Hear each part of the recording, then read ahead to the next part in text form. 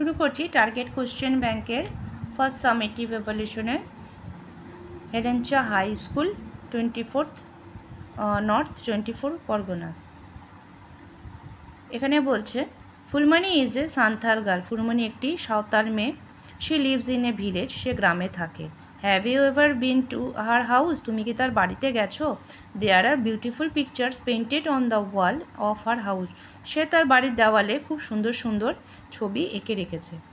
All her neighbours have painted on their ডোরওয়েজ and interiors, তাদের বাড়ির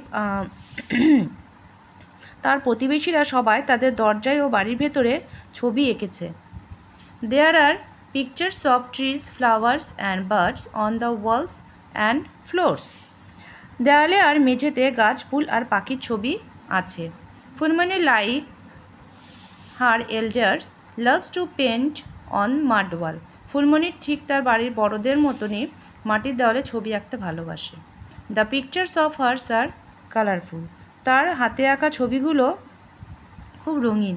হার teachers told her that even in ancient India, তার শিক্ষকরা তাকে বলেছেন যে প্রাচীন ভারতে people use to paint inside the cave, তখনকার মানুষরা গুহার ভেতরে ছবি আঁকতেন। And on the rock of hills, পাহাড়ের দেওয়ালে ছবি আঁকতেন। The rock painting of Bhimbetka are more than 20,000 years old, ভীমবেটকার প্রস্তরচিত্রগুলো 20,000 বছরেরও বেশি পুরনো।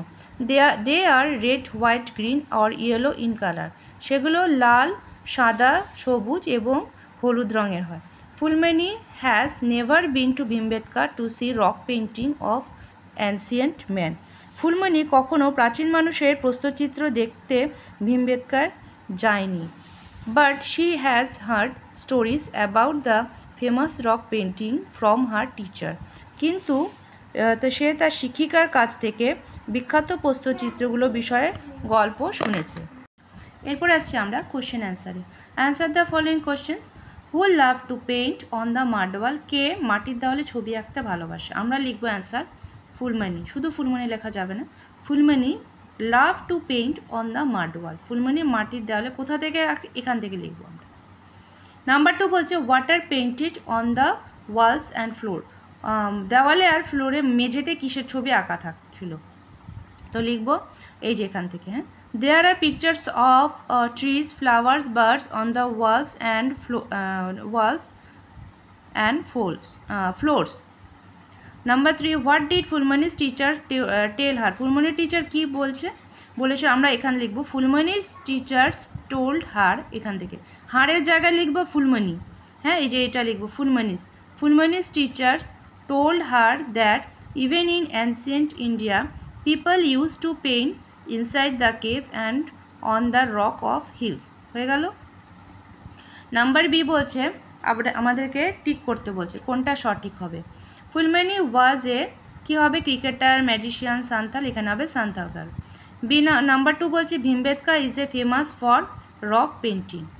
তারপরে দেখো বলছে নাম্বার সিতে complete the following sentences with information from the text, পুরো বাক্যটা আমাদেরকে শেষ করতে বলছে। The rock painting of Bhimbetka are more than হবে 20,000 ইয়ার্স ওল্ড। নেক্সট বলছে আমাদের grammar and vocabulary. Do as direct. কাবের বলছে write the name of adult নাম, এর কাব হচ্ছে বাচ্চার নাম এবং এর অ্যাডাল্ট বা তার মায়েদের নাম কি হবে, মাটা কার বাচ্চা, মানে কোন অ্যানিম্যালের বাচ্চা হবে। এ কাব হয়, লায়নও হয়, টাইগারও হয়। নাম্বার 2 বুক, এটা কমন হবে না, প্রপার হবে না, অ্যাবস্ট্রাক্ট হবে, এটা এখানে কমন নাউন হবে। এরপরে নাম্বার সিতে বলছে write two sentences about the importance of showing kindness other, কাইন্ডনেসের উপরে বেস করে তোমাকে দুটো সেন্টেন্স লিখতে বলছে, তো আমরা এভাবে লিখব। তাহলে 2 সেন্টেন্সেস অ্যাবাউট কাইন্ডনেস আদার্স হবে হচ্ছে kindness means to be good to every person around us, kindness মানে হলো আমাদের চারপাশে যত মানুষ হয় তাদের সঙ্গে ভালো ব্যবহার করা। It is a quality of being polite and generous to other. Number 3 we need kind with every person, আমরা সকলের প্রতি আমাদের দয়া থাকবে। এই 3টি হলো, লাইনও লিখতে পারো, 2 লাইনও লিখতে পারো। তোমাদের এখানে যেহেতু বলেছি 2 লাইন্স, তাই 2 লাইন্সই লেখো। তা তোমাদের হয়ে গেল, এটি শেষ। আর যদি তোমাদের ভালো লাগে অবশ্যই তোমরা লাইক করো, সাবস্ক্রাইব করতে ভুলো না এবং যত পারো ভিডিওটি শেয়ার করো।